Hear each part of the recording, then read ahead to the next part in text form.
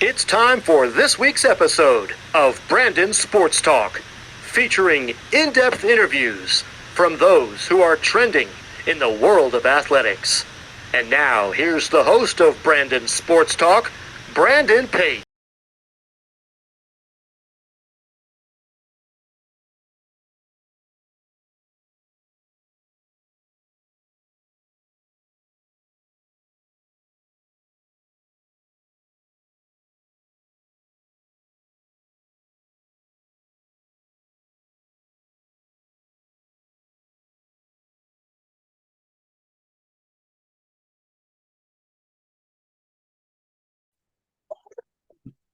Welcome back to Brandon Sports Talk. In today's episode, I have the privilege to interview the Lenior Rhyne's head volleyball coach, Coach Nicole Barringer. How are you doing today? I'm doing well. How are you? I'm doing good. Can you talk about how you knew that you wanted to get started in coaching in college volleyball? Yeah, I would say I didn't know. I think it always comes kind of a different way than you see it. I was a criminal justice major in college and had no intention of staying in college athletics, and then was given the opportunity to be a graduate assistant where I graduated, and was there for 2 years as a graduate assistant coaching volleyball while getting my MBA for free, which was honestly why I did it. And then within the first few months of becoming a graduate assistant, I fell in love with it. I couldn't see myself. It was hard to see myself leaving athletics anyway. And so being able to kind of stay in it as a coach was really awesome. And I think that's kind of how I found my way. Is I thought it could be a means to an end just to get my MBA, go to grad school. But I fell in love with coaching pretty quickly, and knew that's what I want to do with the rest of my career. What was it like getting to play collegiate volleyball? A thrill, right? I'm a big competitor. I compete in everything that I do. Even as a coach now, I don't get to be on the court, but if we've split the teams up in practice and I'm coaching one team and my assistant's the other, like I want to win, right? And so I think the ability to be able to compete at one of the highest levels, even at Division III, it was a blast. A different level of volleyball than club and high school, and it was awesome. I thoroughly enjoyed all 4 years of my experience at Averett. And I think that, obviously why I'm here where I am today. If I did not play college volleyball at Averett, I wouldn't be sitting in this chair right now. So, What was that experience like getting to put on the Averett college volleyball jersey, and what were some of your biggest accomplishments? um, first of all, it was a privilege. I even say that to my student athletes now. Playing volleyball at the collegiate level is a privilege. It's not a right. Not everyone gets to. We say no to recruits more than we say yes, right? And so it was a privilege to be able to put that on and be able to represent that team and that university on the volleyball court.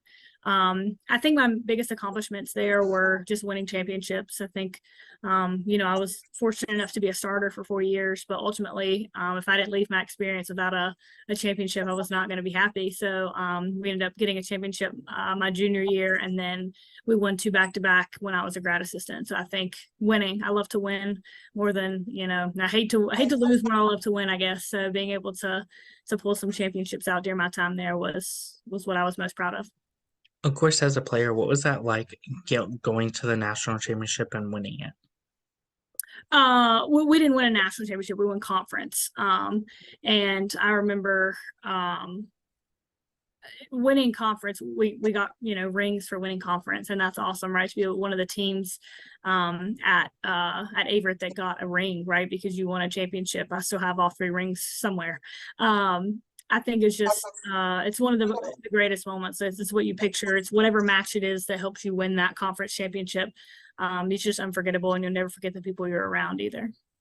How's it like getting into college coaching and coaching at your alma mater? Um, Coaching there was a very fun experience. I always say now I encourage people to go out somewhere, right? Like leave your school, go be a coach somewhere else.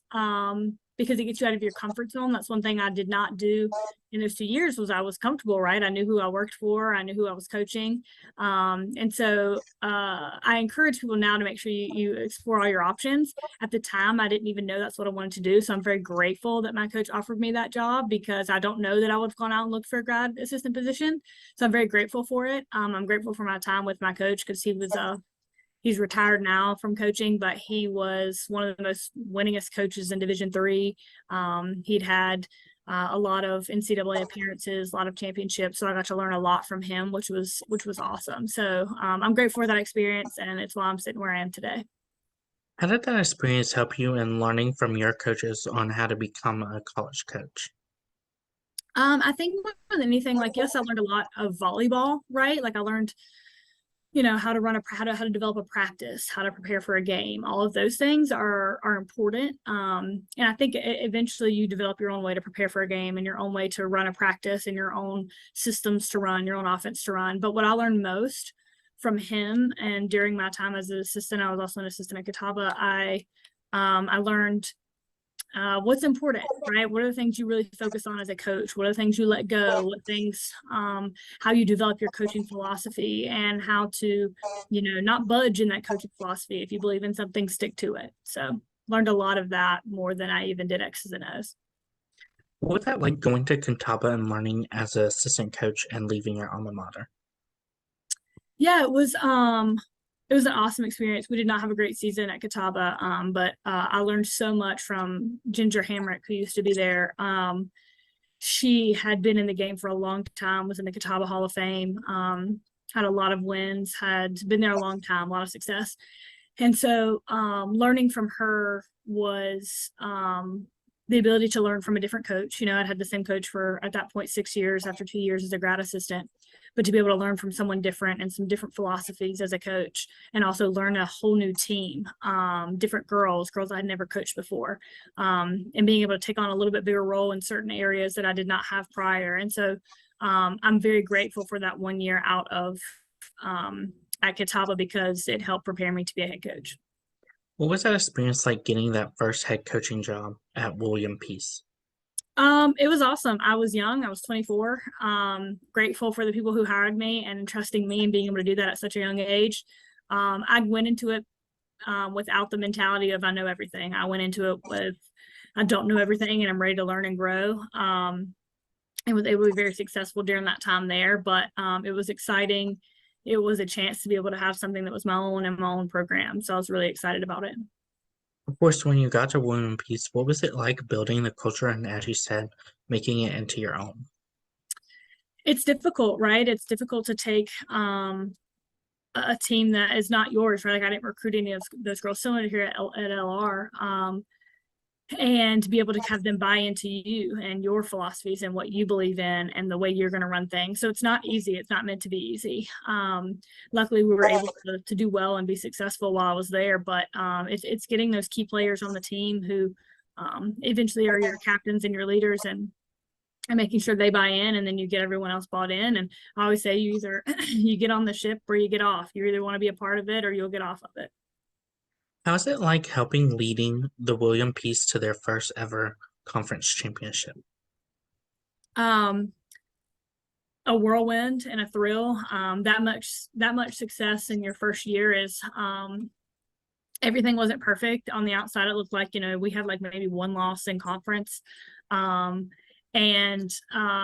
it wasn't always rainbows and butterflies, but you're able to find the important things and focus on those, and get people to work together and be good teammates. We grew so much in our culture in that year. People probably would never know. We just looked like a really good, pristine volleyball team. But we were growing so much as individuals and as a team and as teammates during that year. We were just really talented, and we had a goal, and they all wanted to win. They wanted to be the first championship at William Peace in history. And so that's what we focused on. And that's what, anytime we had issues come up or situations happen, we just made sure our focus was where it needed to be. During your time at William Peace, what were some of your other biggest accomplishments? We had, truthfully, it was in the classroom. The GPA, I don't remember exactly what it was before I got there, but just wasn't a priority. And I think that was one of the biggest things I made a change to, was I put a lot of our focus on academics. And we ended up for 3 years straight winning an award through the AVCA for our GPA, and they have continued to win it since then. So I would say accomplishing that as much as we won 2 championships while I was there, but most importantly, we consistently had high academic achieving student athletes. What was the transition like from you from going from William Peace, the head coach, to becoming the next head coach for Lenior Rhyne?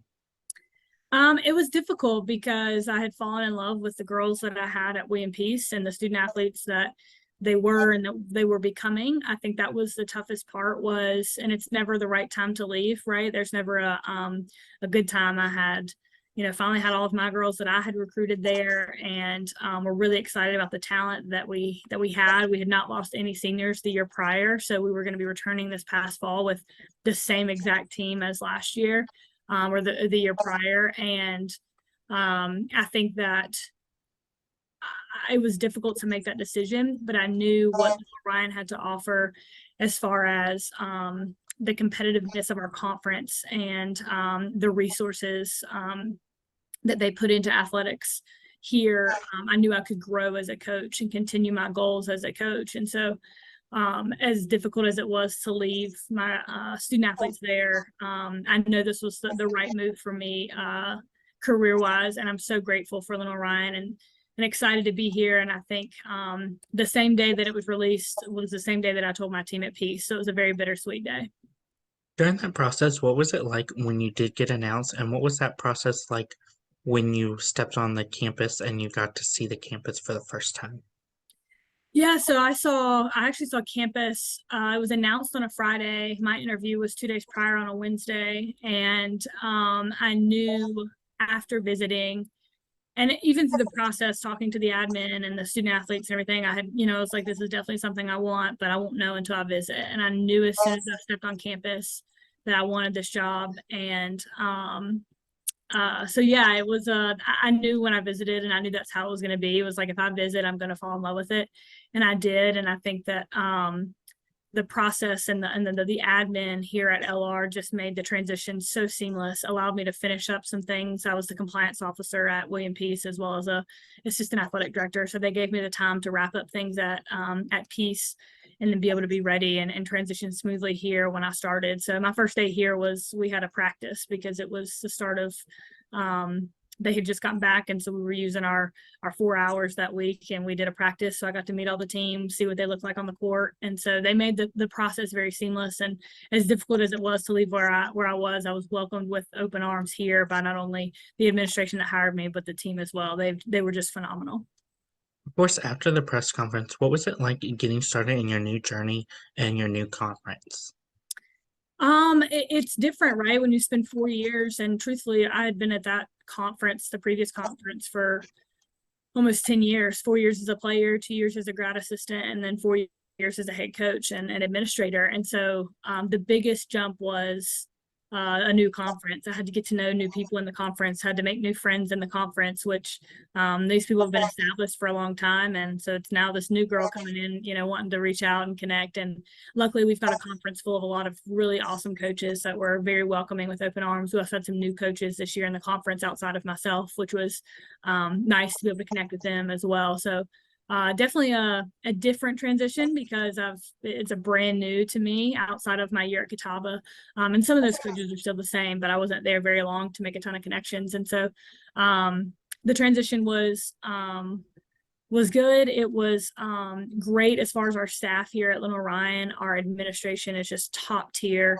Our coaches here can't have open arms. I had 1,000 questions, and they were just willing to answer and willing to, hold their hand out and help me through the process. My assistant coach who stayed on has been awesome. The team was just, they kind of gone through a lot due to some things that happened in prior years, and they were just looking for some stability, and was able to connect with them really well, which was really grateful for that, because I was so connected to my previous team that I came in here and was easily connected with them and excited to get to work with all of them. Of course, as a new head coach, what has it been like, obviously building your coaching staff around you and also building the schedule? Yeah, so my staff, I actually kept my assistant the assistant that was here prior to me. I've known him for not a long time, but like I've known of him and have met him through recruiting trips and trips and stuff. He's always been out on the road for his previous schools and the school, and so I've always known who he was. Phenomenal recruiter, and so it wasn't hard to keep him on staff. And make that decision to say, yes, I want to keep him. I think he's been stable here for a couple of years, and it's good to keep that stability here. And he's been great about letting me make my changes where I want them. He's not a yes man. You don't want a coach that's a yes man or a yes woman. You want someone who's going to say, no, I think we should do this. And then you come to an agreement or disagreement, but he has your back either way. And so I'm really grateful for Mark and grateful for his contributions here, and not just in the coaching side, but in the recruiting side as well. So building staff, it's just me and Mark right now, and it's going well. Building our schedule, which is what we're doing now for the fall. Last year, I tried to make a conscious effort of playing a lot of good in-region teams that are ultimately, if you win, you're going to be able to make the NCAA tournament. If you lose, you don't. We missed out on the NCAA tournament this year. I would say due to a loss we had against USC Aiken in the second match of our season. And you play that match because if you win that match, you get into the NCAA tournament. And I think that you've got to have a competitive schedule based on the team you have, or you need a schedule for whatever team you have, young, old, I don't mean old, young or experienced is the word I should use. So we're currently working on building that schedule now. So looking for some competitive matchups, but also trying to host this year as well. Who are some of the typical teams that you face in your conference? Yeah, our conference is one of the toughest ones in this region. We play Wingate twice a year, who right now is in the Elite Eight of the NCAA tournament for Division II. They're moving on. I think, in my opinion, I think they'll at least be a Final Four team, phenomenal team this year, run by Shelton Collier, who's just top notch. And then we play in our conference Anderson, who's super competitive. They were fourth in the region this year, who we beat twice this year also. Carson Newman, Tusculum, Mars Hill. I mean, every team, every team in our conference is just top notch, really good competition. It's why our strength of schedules are so high. And it really prepares you for your end of season tournaments as well as the NCAA tournament. How's that like, obviously, getting to face some of those teams like Newberry, Mount Olive College, and Barton College? Yeah, so Newberry we play twice a year, play a home match and an away match. They're in our conference. And then Mount Olive, we did not play this past season, but we played them in a scrimmage in the spring and then plan on having them here in our tournament next fall. We did play Barton. We played them in a tournament at USC Aiken, beat them in 3, but they are part of the Conference Carolinas conference, which is also in our region as well. So we tend to play most of those teams as often as we can. What does a typical game day look like for you as a head coach? Game day is our most anxious day, but also our easiest day. And the reason I say that is I hate a 7 or 6 p.m. match because that just makes for a really long day. Why I say it's the easiest day is we've done our job as coaches to prepare them, whether it's scouting report, getting better on different things that we haven't been great on in previous matches, making sure the scouting report is not us just telling them, hey, you need to do this or this person's going to do this, but actually applying that into practice and making sure we are prepared for that. And so it's a day that we go out there. Yes, we're coaching, we're making adjustments, but we've done our best throughout the week to prepare you for that match. So we just get to sit on the bench and make timeouts when they're needed, and make adjustments when they're needed, but trust that our game plan is played out well and we play well and accomplish our goal. How's it been like, obviously, sitting in that front seat and in the driver's seat and helping win, leading them to win? It's a blast. I'm a competitor. I love to compete. I've said that before. I get really fired up. I am not I don't sit on the bench. I don't stand. I'm sorry. I sit for the most part because I try to be relaxed. I try to make sure our team knows, like, hey, we trust you. We put you out here for a reason. We've given you a game plan to accomplish and to that will lead us to a win. We just now have to execute, right? And I do that to ensure trust. I don't need to be walking up to the sidelines every other ball and telling them something. Like, they know how to pass. They know how to swing. We'll make adjustments when we need. We tell them where the open plays are. But I get really fired up in a game. I'm a pretty animated person when we're playing a tight match and we win a big point and we rise to the occasion, right? We don't play scared. We play very confident. I get really excited about that. I love it for the girls, right? I had a really awesome 4-year experience as a player, and a lot of that had to do with winning. We did not finish lower than second or third most years. I want to have a really good winning year, and so being able to help them get that experience as well is my goal.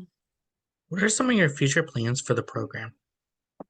I think our future plans lie with the NCAA tournament.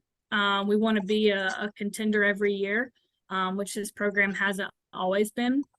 It's been kind of hot cold whether it's made it to the NCAA tournament or not. And I want us to be in that mix and that conversation of an at-large bid if we don't win the tournament, the conference tournament, I mean, and be able to know that, okay, we didn't win the tournament, we finished here, we did really well in the region, we did really well in the conference, like we're going to get an option or be an option for the NCAA tournament. I want that to be our goal, and those are our plans, are to grow into that type of team. Can you talk about, of course, the culture that you've started to build? Yeah, I think I want a team that's competitive. I want competitors. I want people who are here to win and here to, I think that takes a lot of different things. I think that takes effort, right? 100% all the time. I think it takes being a really good teammate. And what that means is pushing each other to be better, holding people accountable. Some of your best friends are going to be the people you play with. But your even better friends are going to be the one that's telling you, hey, I need you to be better in this, or I need you to go get that ball, or I need this to be better, or you can do this. I need to see you do this. I need this set here, or whatever the case may be. I need you to serve a little bit tougher. Hey, I know you can pass. Let's get after it. And so being a really good teammate, giving 100% all the time, and having that competitive nature. You're not coming here just so you can be a part of a college volleyball team. You're coming here to win. What does the recruitment process look like for those prospective student athletes looking to play college volleyball? Yeah, I think it's it can be through emails, it can be through they've emailed us, it can be through us finding them and us emailing them. We like to try and get to know you, and that's through a couple different ways, whether it's a phone call with myself or Mark, or a Zoom call, or whatever it is that eventually leads to it on campus. We obviously have to you only have so many scholarships, so you have to be kind of I guess specific to make sure you can't bring everybody on campus, right? You got to make sure you're finding the ones that you feel fit best with your program, both skill-wise, position. It could be looking for a specific position.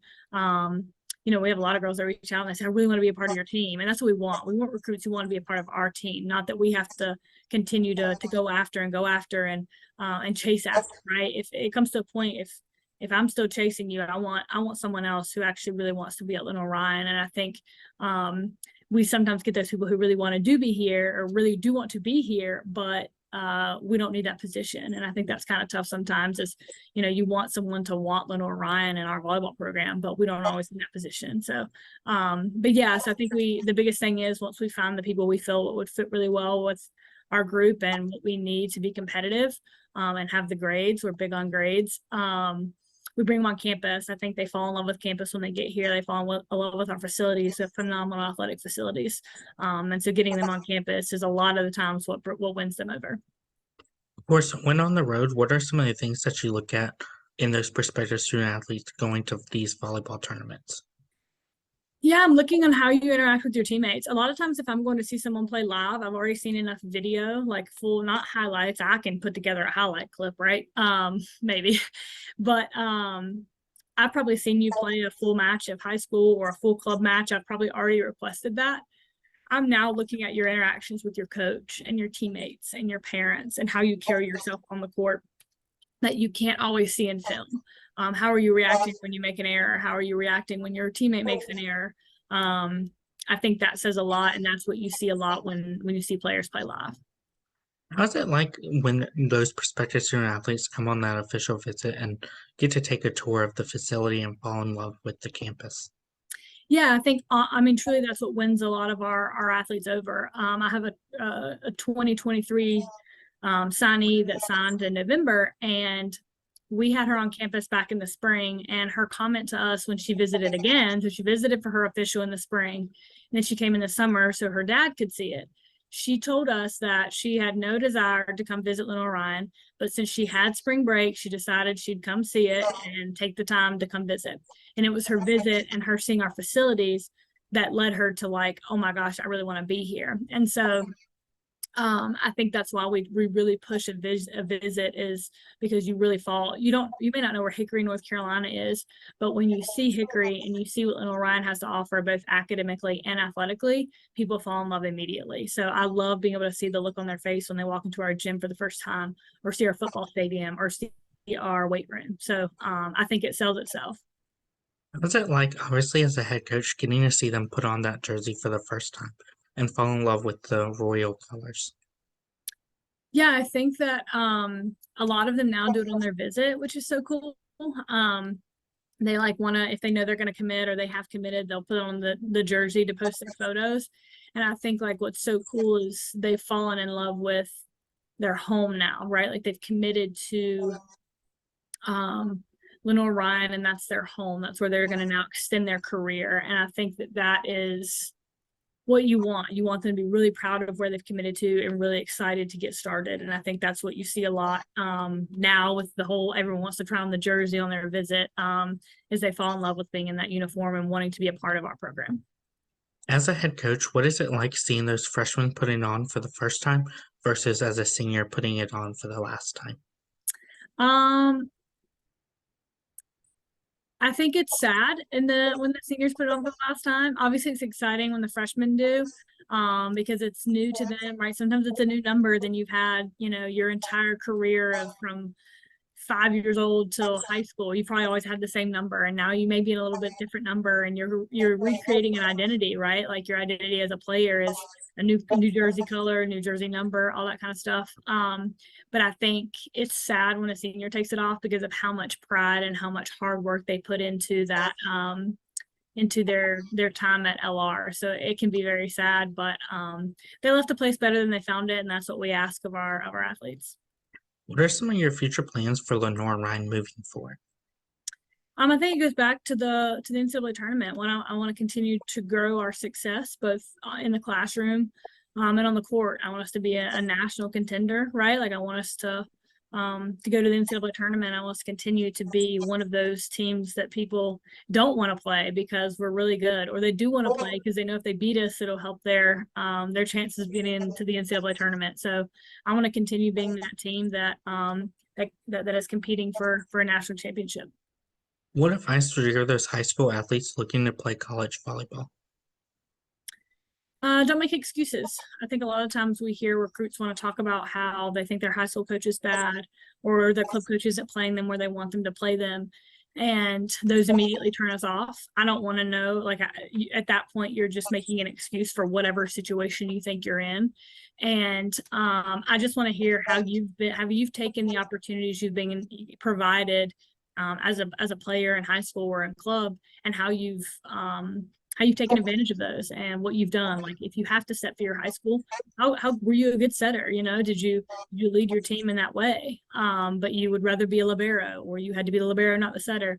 How did you take advantage of that and not complain and not blame your coaches or your teammates for whatever reason? We want to hear how you took advantage of your time. What advice would you give those college athletes that are looking to play professionally and represent their national team or even go across the country to play? Yeah, I think take every opportunity you can, especially if it's something that you're passionate about. I encourage everyone to make sure you get your degree first. I think that's important in all divisions. But I think taking the passion that you have, and if you're able to play it at a higher level, do that. I think there's a lot of opportunity even overseas too for Division I and Division II players. I have a player that I coached a long time ago in club. She now plays overseas. She was a Division I or Division III volleyball player, and now is getting her graduate degree and playing professionally overseas and loving it. So take advantage of those opportunities that you get. What advice would you give those future coaches that are looking to get into college coaching volleyball?